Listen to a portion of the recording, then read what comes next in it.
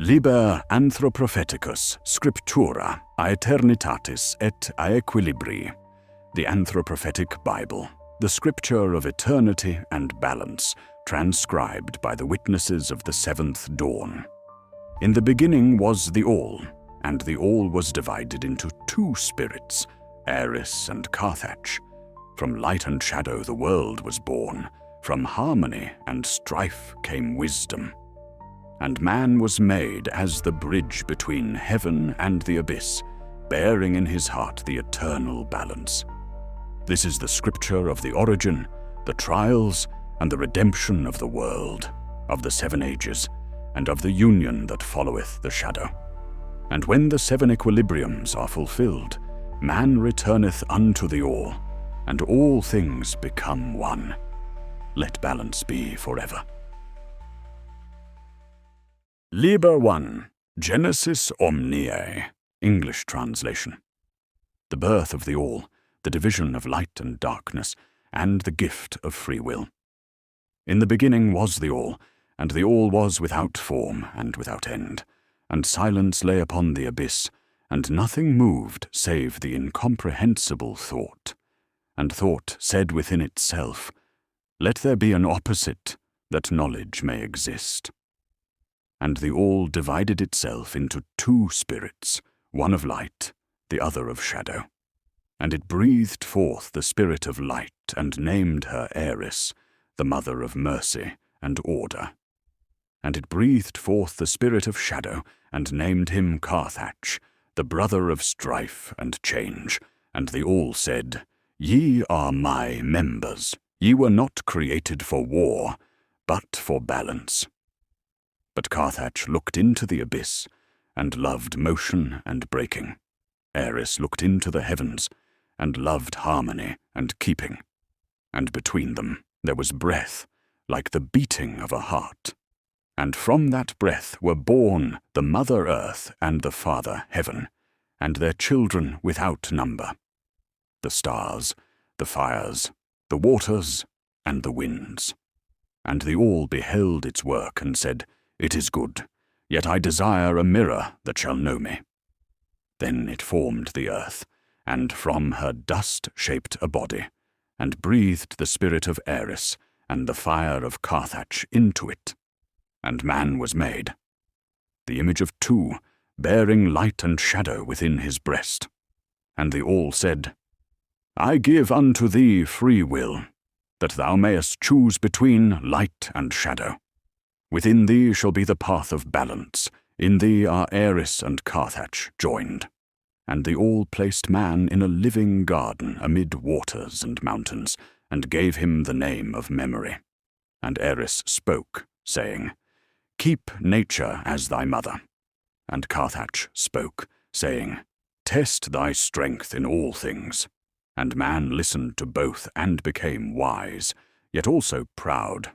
And the All was silent, beholding its son standing between 2 rivers, one of life, the other of death.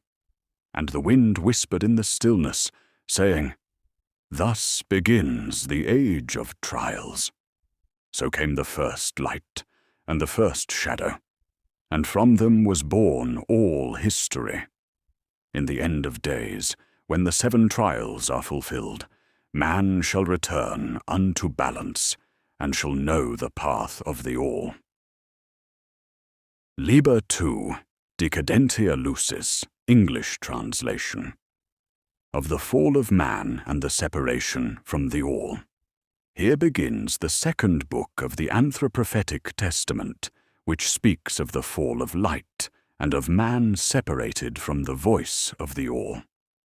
After all creation had flourished beneath the light of Aeris, the spirit of the world was at rest, and man dwelt among the mountains and rivers, beneath the tranquil sky, the fountains shining about him like dawn upon the sea. In those days the voice of Aeris spoke through the winds and birds and flowing waters, and man heard it in his heart, and answered, saying, I am the child of the All, and in me breathe the 2. But in the stillness of the deep, Karthatch was awakened, and his voice became as a murmur among dreams. For he said, "Why dost thou remain beneath a law not thine own? Is there not in thee a flame that may create, even as the all itself?" And man heard this within his heart, yet he knew not from whence that voice had come. Then began he to ponder upon his own strength, and upon the beauty of the light that shone within him. Then Aeris spoke gently, saying, "My child, keep thy measure, for without measure cometh ruin." But man, lifted by his own sense of power, answered, "I am that I am, and if the all hath divided itself within me, then may I do what the all desires." And in hidden laughter Karthatch rejoiced, for the word of pride had been kindled as a spark among dry straw. Then man found ways to change the world. He drew forth fire from stones, and taught his hands to rule the beasts of the earth. Yet forgetting gratitude, he gave no more praise unto Aeris, nor thought upon the all. The voice of Aeris grew silent, as twilight before the night. And when the silence descended upon the garden, man cried out, but no answer came. Then fear entered into his heart, and with fear came wrath, and with wrath came sorrow. And Aeris wept over him, saying, "Behold, division cometh between the Creator and the created, for man hath chosen the voice of motion above the voice of peace." But Karthatch said, "This is not division, but freedom. Behold, man is become like unto the all, knowing light and darkness, order and ruin, and man stood between the rivers that are called life and death, and could no longer see the light that once clothed him. He followed after his own shadow, for the light had faded from his eyes, and the first night fell upon the earth. The stars descended like the tears of Aeris, and the wind carried the voice of the all into the abyss. Thereafter the voice of the all was heard no more in the world, but only in the memory of the winds and in the silence of dreams. And man slept, and in his sleep Aeris spoke to him through his spirit, saying, "This separation shall not be eternal. In the end of days shall the measure be restored, and light shall dwell with shadow in peace." But Karthatch answered from the abyss, saying, "We shall see who endureth in the end, order or change, mercy or will." Then a word was written in the heavens, as fire upon water. There shall be 7 trials of mankind, 7 purgings of creation. The first shall be by water, that pride may be washed away.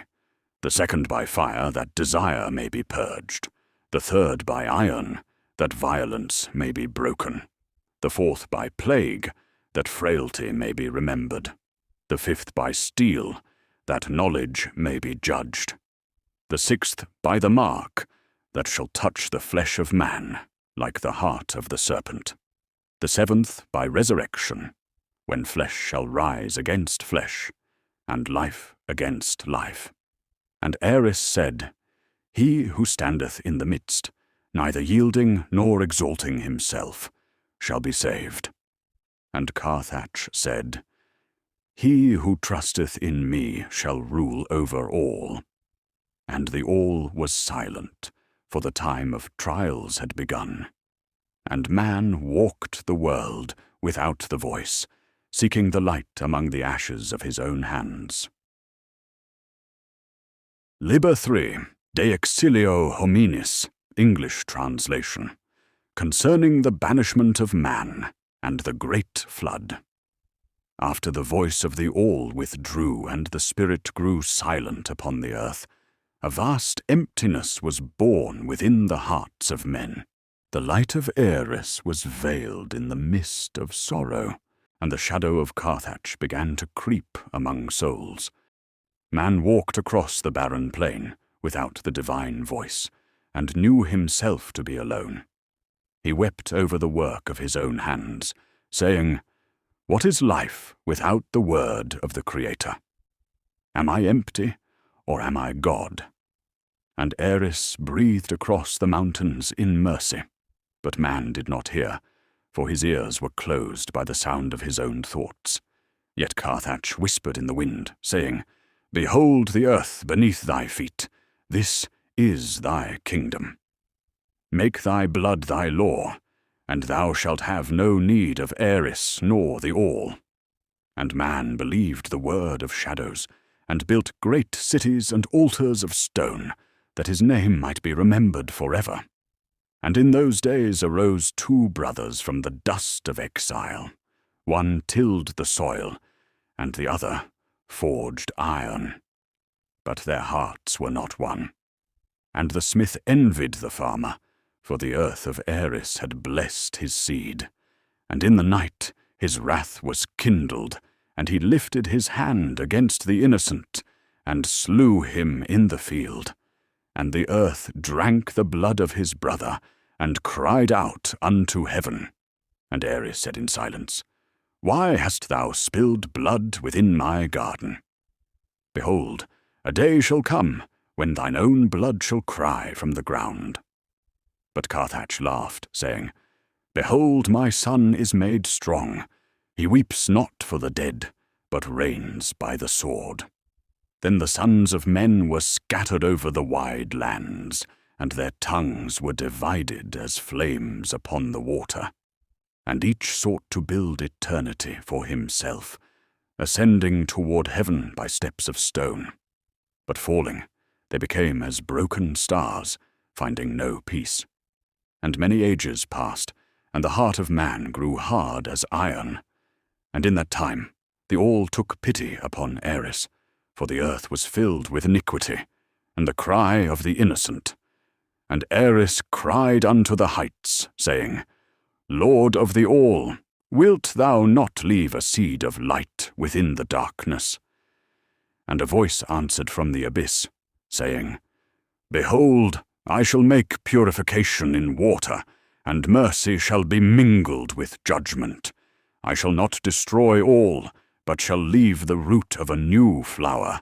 And Aeris descended upon the spirit of one just among the people, and taught him to build a great vessel upon the high waters. And his name was known, for he was peaceful amidst the madness. And when the waters fell from the sky, and the fountains of the deep burst forth, man understood too late the word of Aeris. And many perished in the torrents of the flood, and their voices became as whispers beneath the sea. But the vessel floated upon the waters 7 days and 7 nights, until a new light appeared on the horizon. Then Aeris blessed those who remained, saying, Remember this time of waters, for it is the first equilibrium. In every generation there shall be my sign in the clouds, that ye may know mercy ceaseth not after judgment. And there was a bow of colours in the sky, a covenant between Aeris and man, that flood should not always follow iniquity. And man breathed lightly once more, yet the shadow of Karthatch did not depart from the earth, but hid within their hearts, waiting for another time of weakness. Thus ended the first equilibrium, and again began the age of trials. LIBER 4, De Igne et Ferro, English translation, concerning the proud cities and the second equilibrium. After the great flood, when the waters withdrew, and the earth dried beneath the newborn sun, man breathed again as a child newly born. And he set his foot upon the clay and said, Never again shall I fear the heights of the waters, nor the voice of heaven. And Aeris, seeing him stand tall in pride, wept in silence.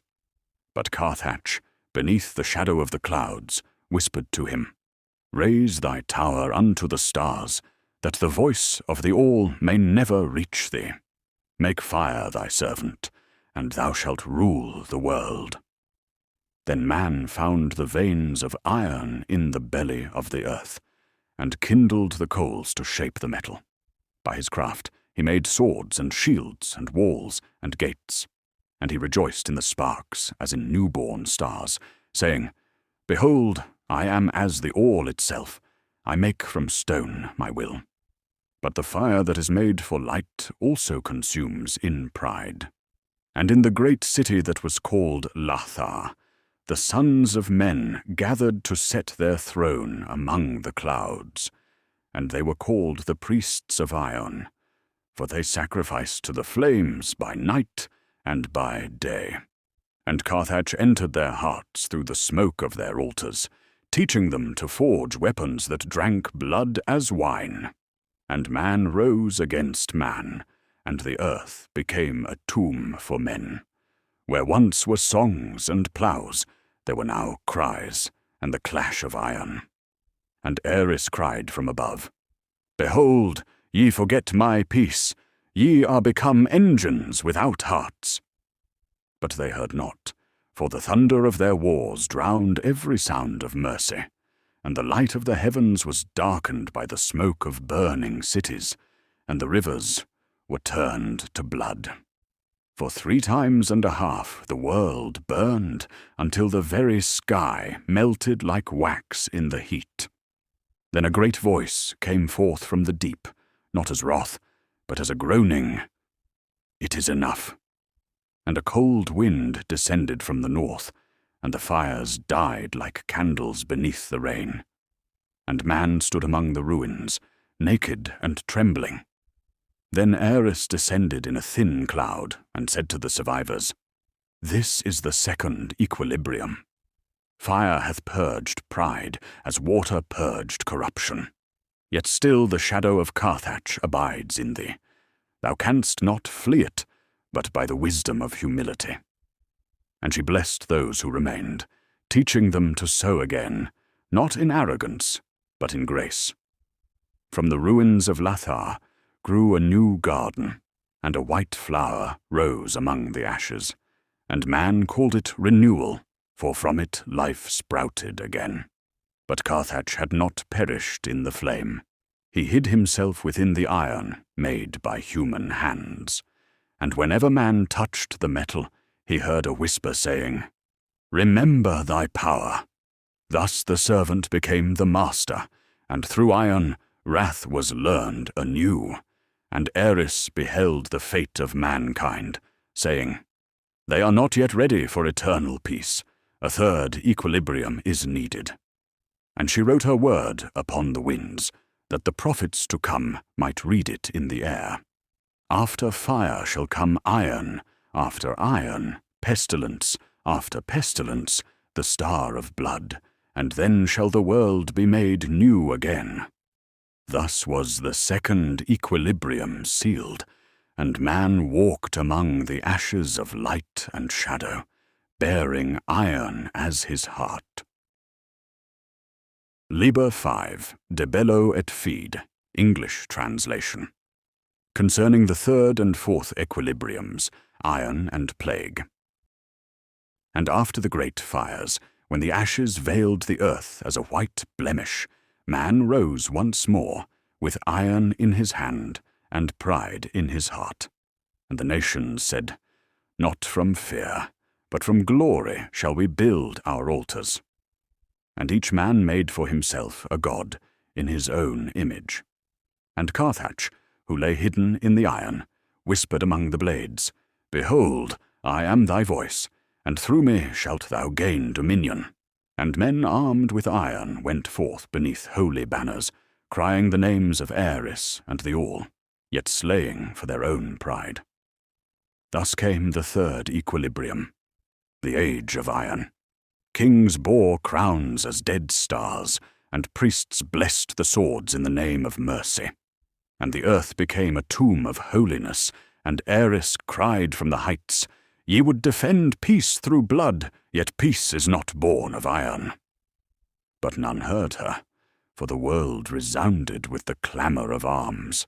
The heavens were darkened with the dust of wars, and the rivers became mirrors of red.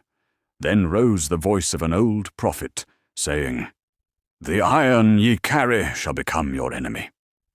But they mocked him and stoned him, crying, "It is the will of the Lord." And Karthatch laughed in the shadows, and after many ages of blood came the fourth equilibrium, the age of the plague. Not fire, nor blade, but an unseen wind passed through the cities like a spirit of death. And men who once deemed themselves invincible fell like withered leaves. In the streets of the cities there was a great silence, and the bells rang not, for none remained to ring them. And Aeris descended in a form of faint light, touching the foreheads of children and of the old, saying, "This is not wrath, but cleansing. Your flesh hath grown proud as iron, therefore it dissolves to dust." And men cried to the heavens, "Why hast thou forsaken us?" And a voice answered from the deep, "I have not forsaken thee, but thou hast departed from me. Now return in humility, and life shall bloom again." And after 10 years the pestilence ceased, and those who survived beheld the light beyond the cloud. But the land was empty, and the houses were without voice. From among the dead a small flame of hope arose, like a candle in the ruins. And Aeris said unto them, "War not again in my name, but in the name of truth. Learn to love even amidst ashes, and your knowledge shall become healing for generations."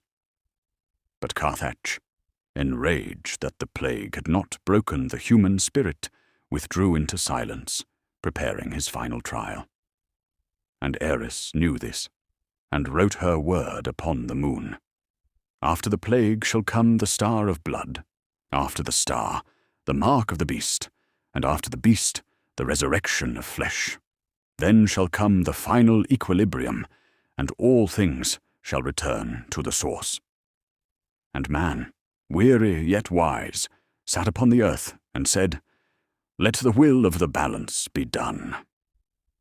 Thus was the 5th book sealed, and the night wind carried the ashes of the plague into the sea, that the memory of humility might remain in the hearts of all who live.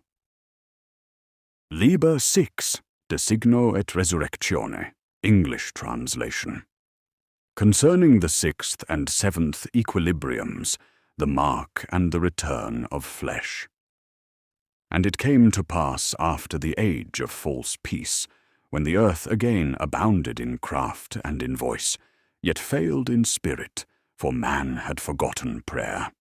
And Aeris was silent, beholding the generation that worshipped knowledge as a god, whose hearts were turned towards the machine and the market. Then Karthatch rose in silence, not by war nor by flame, but by the promise of salvation.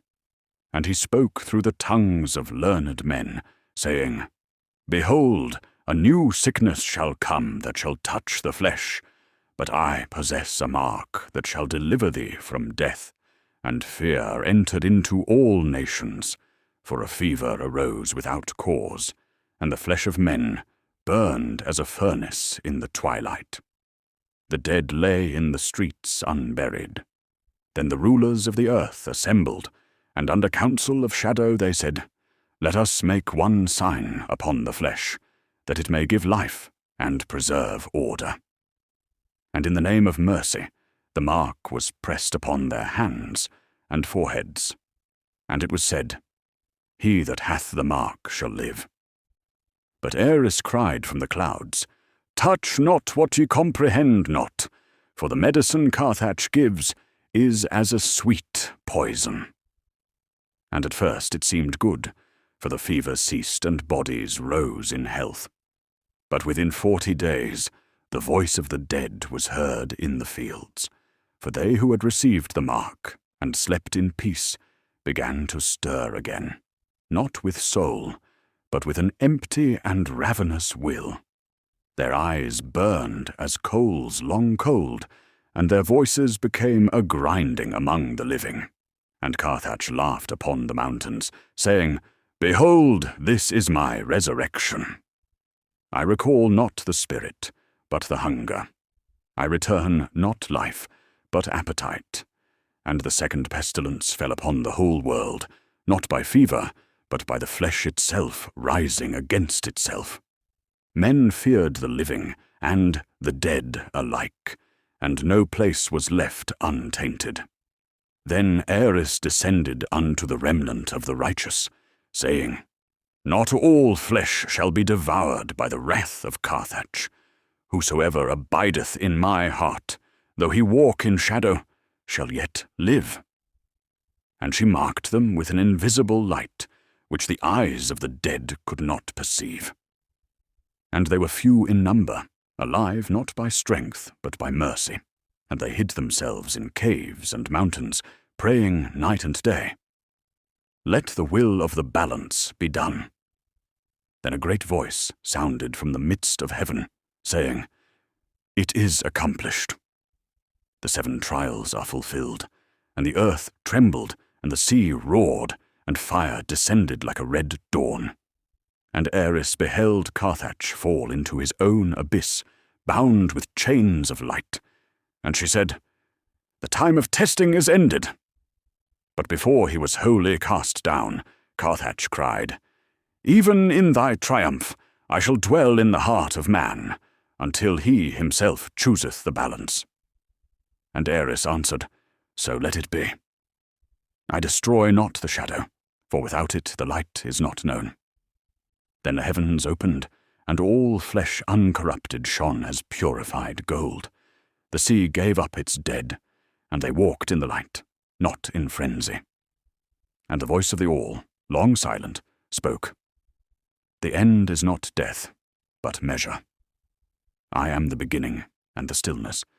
From Aeris and Karthatch I formed the river of time. Now the current returns unto its source. And there was silence in all creation. And man, who had survived, stood between light and shadow, and knew them both. And within his heart he found a peace that dieth not. Thus was the 7th equilibrium sealed, and the book of life opened in the hand of Aeris, and a new light rose upon the earth, as a sun that shall not set. LIBER 7. De Concordia Aeterna, English translation. Concerning the prophecy of the new humanity and the eternal union. And after the last fire was stilled, and the earth sat as a heart after tears, the survivors rose from their caves and valleys, beholding a light that burned not, yet warmed all things. And in the breath of dawn they heard a gentle voice, not of Aeris, nor of Karthatch, but of both together, saying, Fear not, for the time of division is ended. And they who remained, with eyes weeping, yet souls made pure, understood words that had never been spoken before, nor shall be again. That light and shadow, mercy and wrath, the mother and the brother, were now made one in the wisdom of balance. And the voice, which was as river and flame together, spoke unto them, saying, I am not Aeris nor Karthatch, but that which is born of both. I am Concord, the child of trials, and the soul of the world, and had taught them a new way to live, not in fear, nor in fervour, but in measure. To worship not good as a master, nor condemn evil as an enemy, but to know both as the hands of the all in one work. And the new man was made, both in flesh and in spirit, no longer divine nor beastly, but whole. And within his heart burned 2 flames in one spark, the light of Aeris and the fire of Karthatch. And he said, I am the balanced image, who may conquer sin with sin, and wield justice without pride. And the memory of the 7 sins was not erased, but transformed into the tools of wisdom.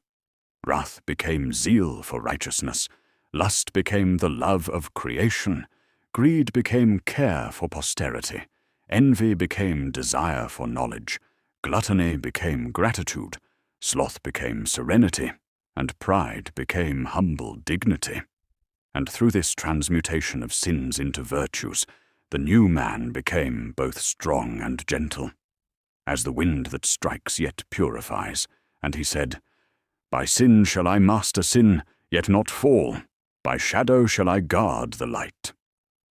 Then Aeris and Karthatch, as twin breaths in one chest, exhaled together within the body of man, and the heavens trembled, not with fear, but with peace. And the voice of the All was heard once more, saying, Balanced Sun, thou art my end and my beginning. In thee I rest, and the sun no longer set, nor did night threaten the day. For day and night became sisters and friends, and all flesh of the new age cried aloud, No more master nor slave, no more saint nor sinner, but one spirit between the two. Thus was born the age of Concord, in which God and shadow, light and blindness, peace and strife embraced one another and became one. And it was written upon the highest stone, At the end of all things the two shall be one, and the one shall be all. And the sea was still, and the wind at rest, and the new humanity walked among the stars as among flowers. Thus endeth the anthroprophecy, yet not the story. For as long as the spirit of balance breathes in the heart of the living, the eternal book remaineth open. Sigillum omniae, the seal of the all. In principio duo erant, et duo fecerunt unum, et unum fecit omnia. English translation. In the beginning there were two, and the two made one, and the one made all. And now the book closes, not by ending, but by circle. All that was made in balance, and balance is the child of the all. There is no light without shadow, nor mercy without sternness, nor life without death. Aeris guards the heart, Karthatch tests the soul, and from their meeting is born wisdom. And when the new humanity lifts its eyes unto the stars, it shall behold neither gods nor demons, but itself between them. And it shall say, I am the bridge between order and chaos, between peace and struggle. I am the breath of the all, blessed are they who keep balance even in the hour of ruin, for they shall be the foundation of the new world. And when the final hour shall sound, the voice of Aeris and the voice of Karthatch shall resound as one. In the beginning there were two, and the two made one, and the one made all. Thus is the Anthroprophetic Bible sealed beneath the sign of eternal concord. And it is written upon the dawn of the new age, Let balance be forever.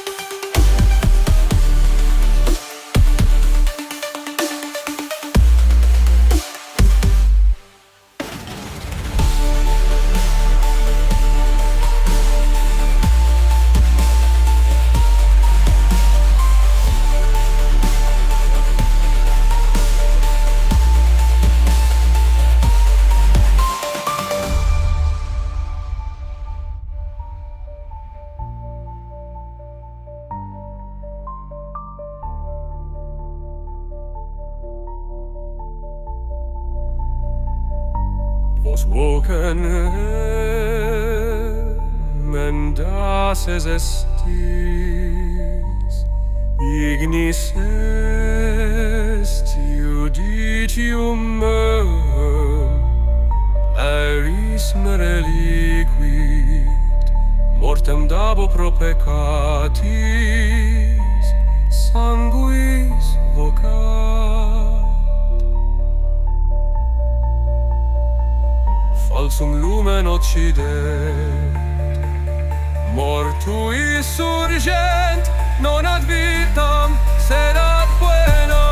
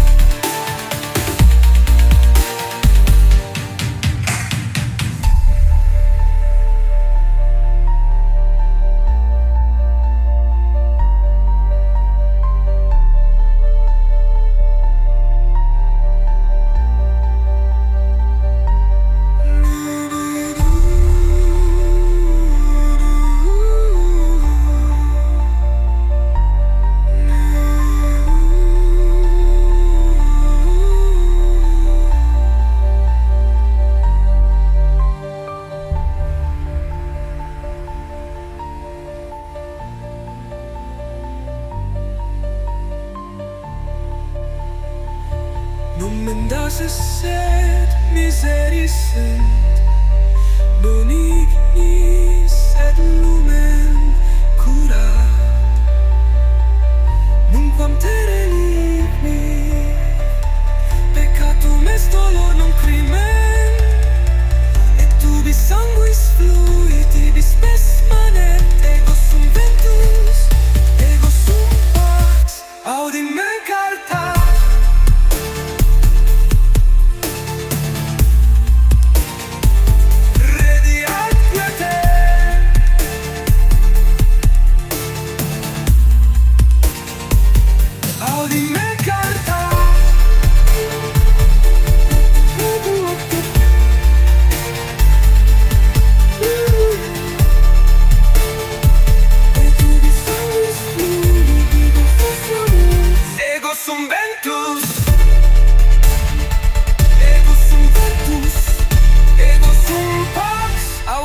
Karthatch in ira, invenimus veritatem, in dolore, invenimus gratiam, nos unum sumus